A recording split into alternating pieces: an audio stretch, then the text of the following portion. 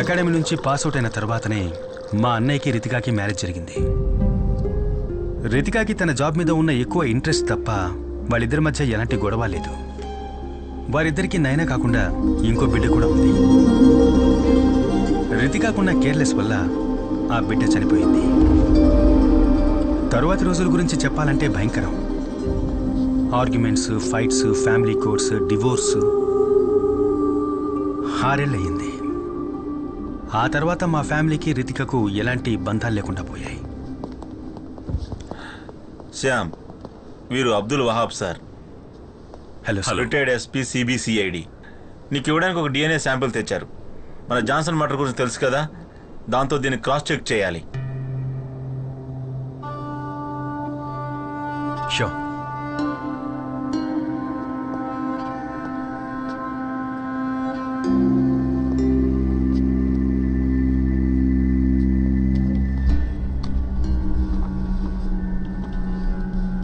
Sir, ఇది ఎవరి DNA sir? ఇది ఈ స్టేట్ క్రైమ్ బ్రాంచ్ చరిత్రలోనే మేము కోల్డ్ స్టోరీ చేసిన ఒక ప్రమాదకరమైన కేసును పట్టుకోవడానికి హెల్ప్ అయిన లీడ్ ఇది. రితికాకి తన కెరీర్లో ఫస్ట్ కేసు ఇది. నా రిటైర్మెంట్కి ముందు ఇదే ఆఖరి కేసు. 2010 మొదట్లో మన సిటీ అవుట్స్కట్స్లో ఉన్న బర్మా కాలనీలో 8-11 ఏళ్ల మధ్యలో ఉన్న పిల్లలు కిడ్నాప్ చేయబడ్డారు. ఆ తర్వాత వాళ్ళ డెడ్ బాడీసే దొరికాయి. ఆ విక్టిమ్స్ బాడీ మీద ఉన్న గాయాలను చూసి కిల్లర్ మోడ్ ఆఫ్ ఆపరేషన్ అవన్నీ కలిపి ఆ కిల్లర్ తాలూకు విక్టిమ్ ప్యాటర్న్ మేము తయారు చేశాం. అది బేస్ చేసుకుని ఈ కిల్లర్ నెక్స్ట్ ఏరియాని ఎప్పుడు అప్డేట్ చేస్తాడనే ఒక టైం ఫ్రేమ్ని మేము పిన్ పాయింట్ చేశాం. ఈ బర్మా కాలనీకి వెళ్లే రోడ్లన్నీ మూసేసి మేము చేసిన వైట్ సెర్చ్లో అక్కడ ఒక రోడ్ సైడ్లో పార్క్ చేసిన స్కూల్ వ్యాన్ నుంచి డ్రగ్స్ ఇంజెక్ట్ చేయడం వల్ల స్పృహ తప్పిన ఒక పాప దొరికింది. ఆ తర్వాత కొన్ని రోజులకే ఆ స్కూల్ వ్యాన్ డ్రైవర్ అరెస్ట్ చేయబడ్డాడు. ఇతనే ఆ driver.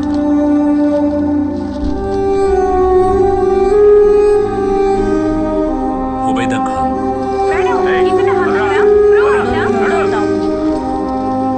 Burma colony serial killer arrest అయిన వార్త పేపర్స్లోనూ ఛానల్స్లోనూ బాగా పాపులర్ అయింది.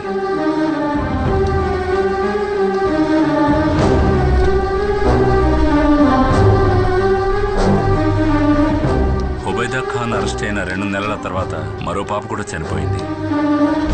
ఆ కిల్లర్ ఎవరో ఇంతవరకు కనిపెట్టలేకపోయాం. అదే మోడ్ ఆఫ్ సోప్రాండి, అదే విక్టిమ్ ప్యాటర్న్.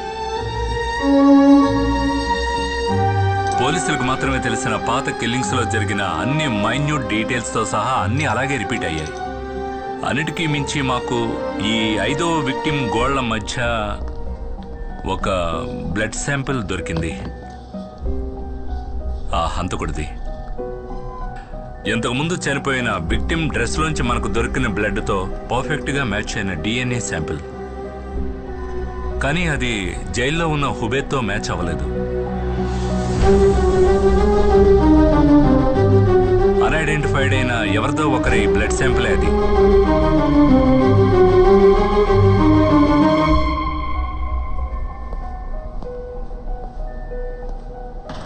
Okay madam. ఏంటి డ్యూటీ అదే లాస్ట్ అబ్డక్షన్. ఆ తర్వాత మళ్ళీ అలాంటిది జరగలేదు. But the message was loud and clear. మేము అరెస్ట్ చేసిన వాడు హంతకుడు కాదు. డిపార్ట్మెంట్కి అంతుపట్టని ఆ కిల్లర్ DNA ప్రొఫైల్ ఇప్పుడు నా దగ్గర ఉంది. I have run hundreds of DNA test. కానీ మన చట్టానికి ధర్మానికి బయట ఆ హంతకుడు ఇంకా బతికే ఉన్నాడు.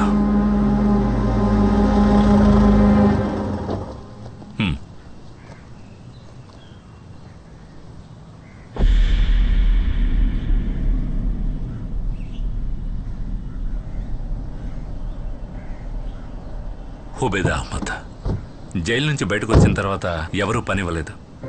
ఈ సమాజంలో ఒక హంతకుడిగా అతని మీద ముద్ర వేయబడింది. రిటైర్మెంట్ తర్వాత నా దగ్గరే పెట్టుకున్నాను. ఈ సంఘటనలన్నీ మా ఇద్దరిని కలిపేశాం. ఎప్పుడూ అంతులేని తీరని అన్వేషణలో.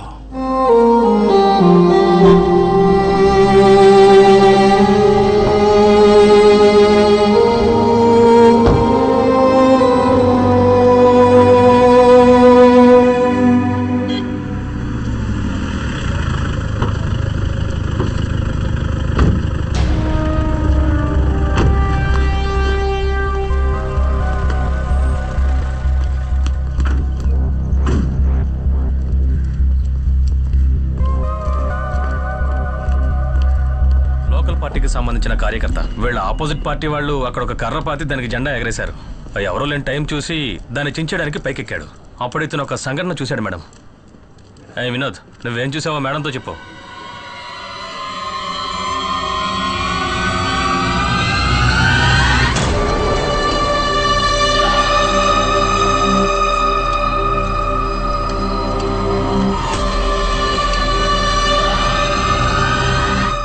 ఆ వ్యక్తి ఎలా ఉంటాడో నువ్వు కరెక్ట్గా చెప్పగలవా? మేడం, ఆ సంఘటన రాత్రి జరిగినా కూడా ఆ మొహాన్ని క్లియర్గా చూశాను మేడం. కానీ అతను అంత పెద్ద మనిషి ఏం కాదు. అతను ఒక 10-11 ఉన్న చిన్న కుర్రాడు మేడం.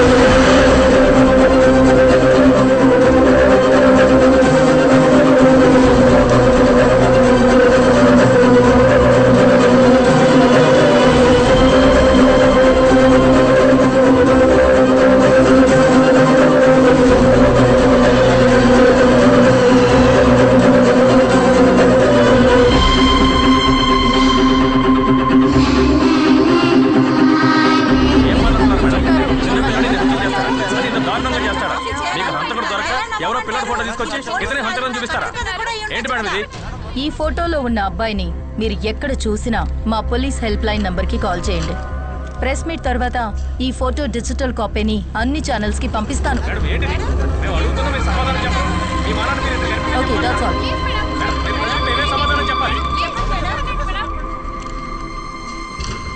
థ్యాంక్స్ డానో. I guess it's over. Murali, ఈ ఫోటోని వెంటనే సర్క్యులేట్ చేయాలి. అన్ని ఛానల్స్ కి పంపండి. ఓకే. సోషల్ మీడియా కూడా పంపించేద్దాం మేడం. యా. శామ్, ఆ రోజు నీతో హార్ష్గా మాట్లాడాను, కానీ నువ్వు ఊహించిన వైల్డ్ థియరీ ఈ కేసుకి పెద్ద లీడ్ అయింది. And that credit belongs to you. Bye.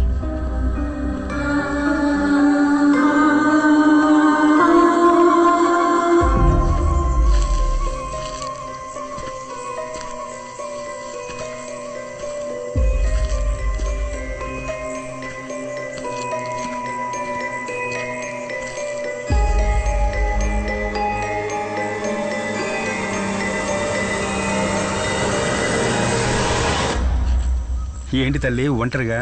ఈరోజు అల్ఫోన్సో సెక్షన్ ఉందిగా? అది అయిపోయింది, ఇప్పుడు ఫ్రీ టైమే. అలాగా, నాతో రా, నీకు వ్యక్తిని పరిచయం చేస్తాను.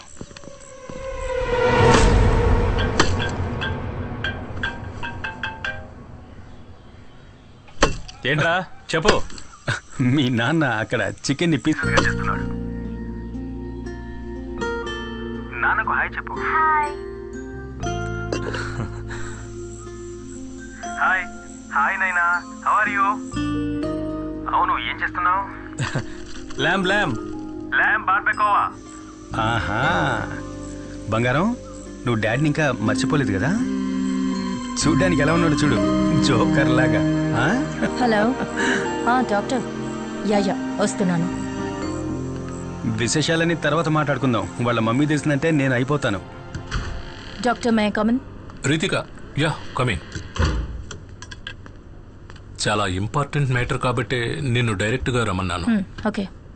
నిన్న మీరు రిలీజ్ చేసిన స్కెచ్కి సంబంధించి ఇన్ఫర్మేషన్ ఏమైనా దొరికిందా? No, not yet.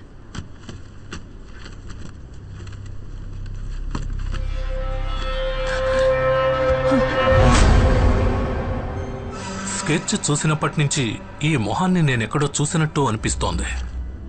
కొద్ది రోజులకు ముందు జోనల్ హోమ్ నుంచి ఈ అబ్బాయిని కౌన్సిలింగ్కి నా దగ్గరికి పంపారు. పేరు రూబెన్ ఎలిట్స్. ఇప్పుడు వీడు మిస్ అయ్యాడు.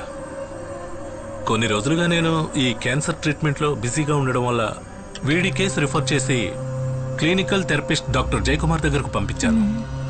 ఆయన ఇప్పుడు లీవ్లో ఉన్నారు.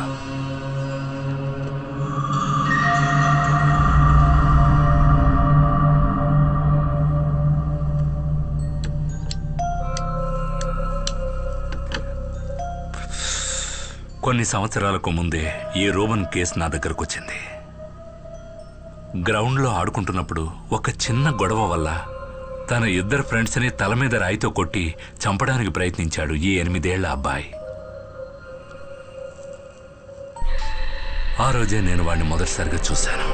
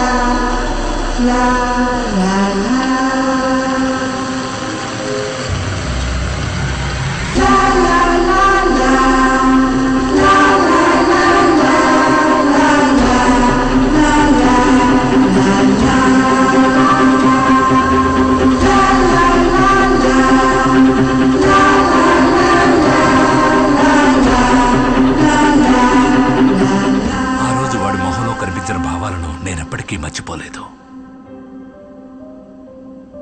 ఇక ఆలస్యం చేయకుండా ఐ స్టార్టెడ్ థెరపీ సెషన్స్. చాలా రోజుల ప్రయత్నం తర్వాత నేను మెల్లగా వాడితో కనెక్ట్ అవ్వడం మొదలుపెట్టాను.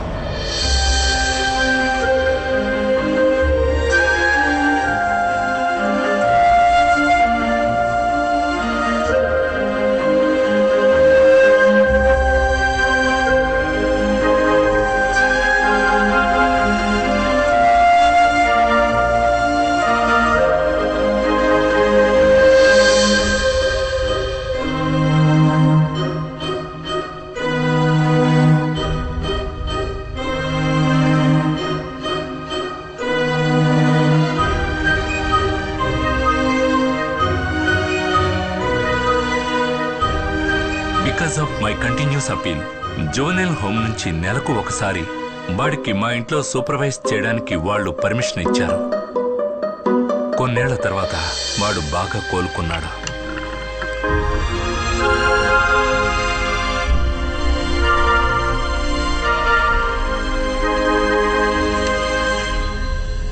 కానీ 2 వారాల క్రితం అవన్నీ మళ్ళీ అలాగే అడ్డం తిరిగాయి.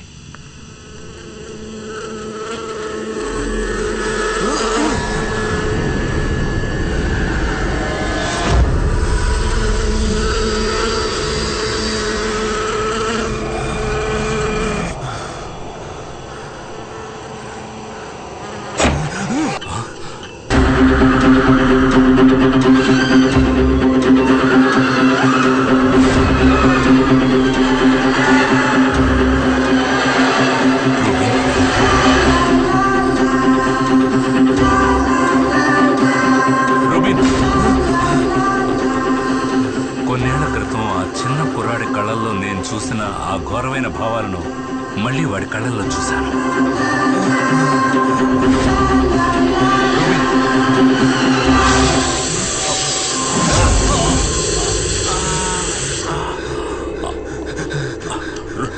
Rubin, that was last time I saw him. ఇన్ని రోజులుగా నేను వాడిని సేఫ్గా పట్టుకోవడానికి ట్రై చేస్తున్నాను. ఈరోజు మీరు ఇక్కడికి వచ్చేంత వరకు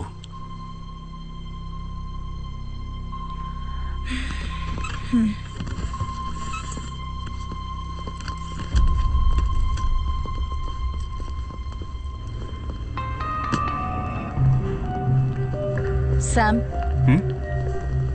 నీ చైల్డ్ కిల్లర్ థియరీని వ్యాలిడేట్ చేయడానికి ఇదొక్కటి సరిపోతుంది. వాడి పేరు, డీటెయిల్స్ అన్నీ ఇప్పుడు మన దగ్గర ఉన్నాయి. No, I think it's just matter of time. ఎవరి సహాయమో లేకుండా వీధిలో బతుకుతున్న ఒక కుర్రాడు మన ఎంటైర్ పోలీస్ ఫోర్స్ని మోసం చేసి దాక్కోలేడు.